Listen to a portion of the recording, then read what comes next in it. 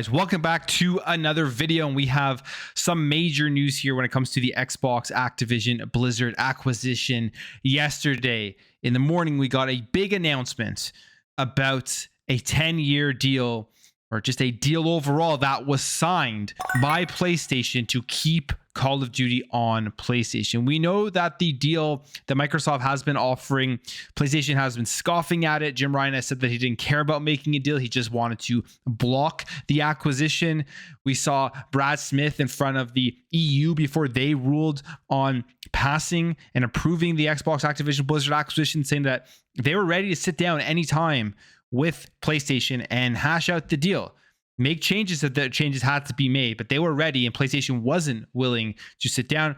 Now PlayStation has signed a deal with Xbox. We have Phil Spencer here saying, "We are pleased to announce that Microsoft and PlayStation have signed a binding agreement to keep Call of Duty on PlayStation following the acquisition of Activision Blizzard. We look forward to a future where players globally have more choice to play their favorite games." Now, one of the major questions that was being asked after this was announced was, how long was this deal for and what did it include? And it has been confirmed via a statement from Microsoft that it is for 10 years. It's the 10-year deal that was offered to Nvidia, to Nintendo, and all these other companies for Call of Duty. And it only includes Call of Duty. So seemingly, Jim Ryan at the end of the day had to end up bending the knee and signing this deal, but it is looking like he actually got a worse deal overall than if he would have initially signed the deal that Microsoft was offering, which was all of the Activision Blizzard catalogs. There was a deal on the table there to get more than Call of Duty, and that is gone now. Microsoft offered 10 years for Call of Duty, so it will be on PlayStation at least until 2033, and then we'll see what happens after that. I would assume that Call of Duty is going to be staying on PlayStation even longer than 10 years, depending on, or I guess really how the video game industry evolves in the next 10 years, but the amount of money that PlayStation brings in from Call of Duty, which would then be having to pay Microsoft because Microsoft is owning the franchise. I don't think Xbox and Microsoft are going to want to throw that away after 10 years. But it is crazy here that Jim Ryan, to me, makes a huge error in judgment, trying to go ahead and block this deal, now ending up with a worse deal with only Call of Duty, and there is no guarantee that other Activision Blizzard games will stay on the PlayStation platform for at least the next 10 years. Now, this is going to be a huge thing going forward, I think, with the entire CMA thing, because right now it looks like Microsoft and the CMA are in talks to try to come to an agreement to get this deal approved in the UK. And it does sound like Microsoft is going to be waiting to close the deal. I mean, there's talks that maybe they'll close it today or they'll close it tomorrow or whatever, anytime before the 18th. But there's also reports coming out that they are looking to extend the merger deadline so that they most likely can end up with an agreement with the CMA and not have to close over the CMA. In fact, we have this report here saying that Microsoft and Activision likely to extend the merger deadline. It says, as UK regulators extend their final decision date, Microsoft and Activision are also expected to negotiate a new merger termination date that goes beyond the current July 18th deadline.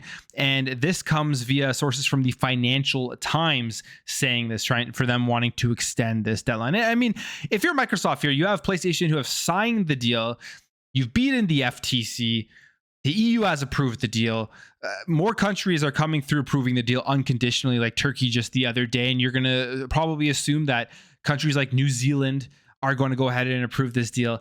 The CMA knows that they are the last one standing. They probably don't want to end up being the last one standing, wasting more time and more money to go ahead and try to fight this thing. I'm assuming right now they are heavily in talks to get this deal approved in the UK and come to an agreement. And PlayStation signing that 10-year deal will only help push that forward. So Microsoft, I think, has all of the power right now in what they want to do, whether they want to close it before the CMA makes their final decision or whether they wait until a deal is worked out. And it looks like they're going to probably try to do waiting until a deal works out and extending the overall deadline. So this is it. I mean, it's over. This is the end game. Activision Blizzard are going to be a part of Xbox first party studios. All those games are going to be coming onto Xbox Game Pass. It's really exciting if you are in the Xbox ecosystem. And Jim Ryan has had a terrible week.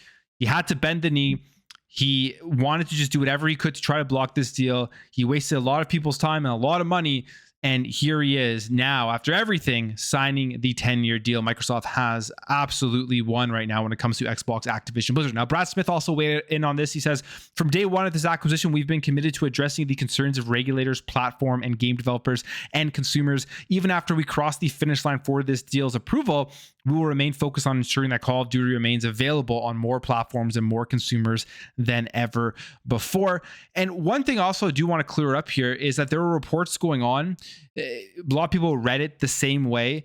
It's just a easy mistake to make, but that had to do with the Activision stock being delisted from the NASDAQ. That is actually not the case. What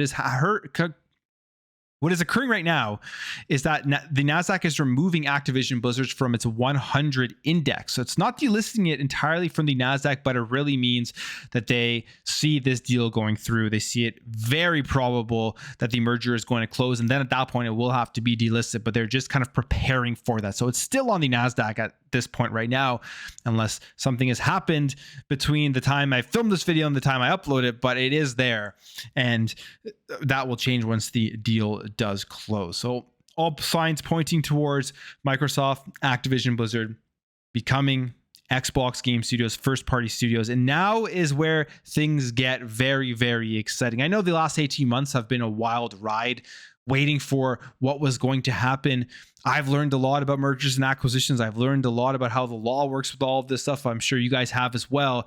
But now is where things get exciting as we wait to see how the games are rolled out into the Xbox ecosystem. We're seeing just a huge boom right now and people playing older Call of Duty games on Xbox because the servers are back up. I'm sure this is playing into the excitement and hype for these games coming over to Game Pass. And imagine they drop all of those old 360 games into Game Pass. It will literally be like we are back in 2009, 2010, where we were playing these awesome Call of Duty games that really made the franchise what it is today. And I think that's going to be super cool to see. But let's jump over here. There's a couple of other things I do want to quickly go over other than Xbox, Activision, Blizzard. We got some information here on Star Wars Outlaws. Now, this is a game that was shown off at the Xbox Showcase. Absolutely a huge surprise. Game looks really good. They showed it off as well in terms of gameplay at the Ubisoft Forward this year.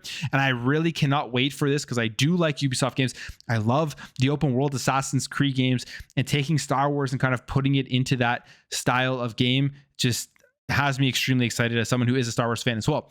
Now, in terms of the size of Star Wars Outlaws, it looks like this is going to be massive, which isn't a surprise from a Ubisoft game. But we have information here from the creative director, Julian Garrity, sharing more details on Star Wars Outlaws. And here are some of the things we can expect for this game. First of all, it's going to be focusing on full freedom approach when it comes to encounters. So you're going to be able to just explore and find enemies to battle, stuff like that. There's going to be exclusive quest vendor prices. Locked off areas can be accessed by the reputation system. If you're not in a faction's good side, they can send people to chase you down, and monetary punishment is also part of it. So that's pretty cool.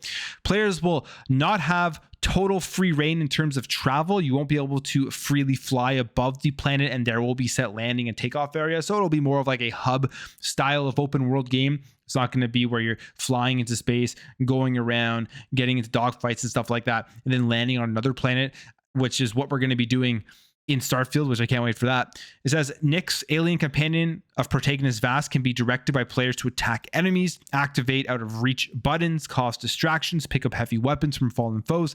Massive says that Nyx is like a cross between Watch Dogs Spider-Bot, BioShock Infinite's Elizabeth, or like BD1 from the EA Star Wars Jedi game. So very cool that you're going to have a companion that's going to help you out. Each planet was designed to be big enough that traversing will feel like a journey, even on a vehicle that's fast moving. So this game is sounding massive. And this next point here puts it really into perspective, as they say one planet is equivalent to 2 to 3 of the zones in Assassin's Creed Odyssey. And if you ever played Assassin's Creed Odyssey, it is a massive game. Now, Assassin's Creed Valhalla, I believe, was bigger and significantly bigger in some ways. I mean, Valhalla just seemingly was never ending in terms of its size. So I feel like this game is going to be closer to the size of Assassin's Creed Valhalla, and potentially even maybe a bit bigger depending on how many planets there are out there. It says all the locations are handcrafted, so that's great. There's no random procedural generation for this type of stuff. And that's something that people are talking about here when it comes to procedural generation and plants and stuff, these all kind of refer back to Starfield, because that's something with Starfield, 1,000 planets, some are handcrafted, some will be procedurally generated, but there's obviously this is a different style of game, whereas Starfield, you're kind of building up your own base. You can do so many different things on that and just explore, and not actually have to ever really play through any of the story or the quests if you don't want to. This one I don't think will be like that. It says vast ships, trailblazer inspired by toys of the 1970s, has made to be very, very simple. It's cool. Game is set between the Empire and Jedi, and massive, wants to emulate the feel. The studio has been developing tech which emulates some of the lenses of the 1970s. So there you go. Pretty cool. There's no date yet other than 2024. And as we know, PS5, Xbox Series XS, and PC. I can't wait for this game. This is another one of these games for me. Going into next year is probably one of my most anticipated game. Star Wars Outlaws, massive open world Star Wars game, Ubisoft style of gameplay. I know people love to hate on Ubisoft. I honestly think it's kind of trendy to hate on Ubisoft. That's why a lot of people do it, especially when you see games such as the recent Prince of Persia game that was shown off that I think looks really good, but people just really wanted to hate on it, gave it a tons of thumbs downs on YouTube and stuff. But the gameplay from what they showed off looks like fun. Also, you think of a game like Hogwarts Legacy, which I loved. It was a great game, open world, but very similar to the checklist style of a Ubisoft game, but people didn't criticize that side of it, and they always do with Ubisoft. So I don't know. I don't know if it's just me. Maybe I'm in the minority here, but I enjoy these styles of games. And massive developer that has created one of my favorite looter shooters, which is the Division 2. So excited to see what they're going to be able to do here with Star Wars Outlaws. And finally, we do have some information here regarding Fable, and Anna Megal, however you say her name, is leaving, and she is the narrative lead.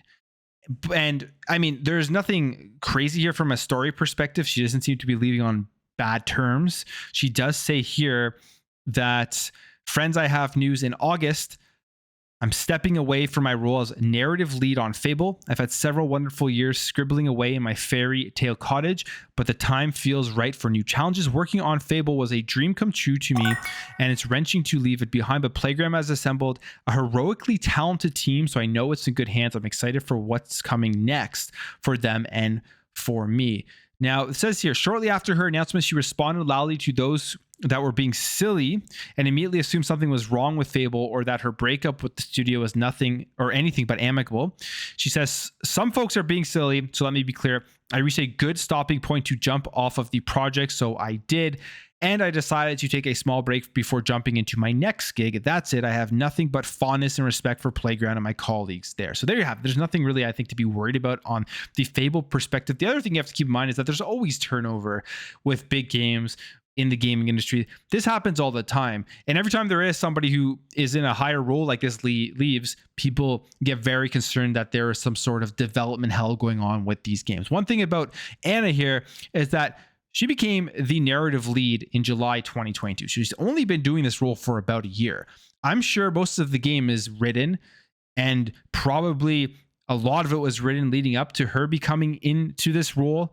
And she's actually only been with Playground Games since February 2021. This isn't like somebody who's been a long time standing employee and developer here for Playground Games. So keep that in mind. Literally probably is nothing like Anna says here. And I can't wait to see more about Fable. I mean, we did see the Xbox showcase from the narrative perspective with the Giants and what they're going for, changing it up a little bit.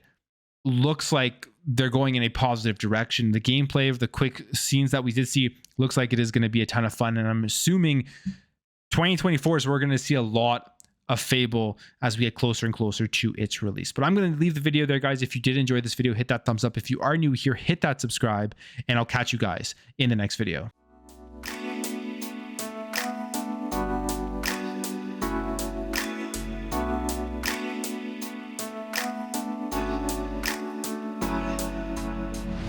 Bye.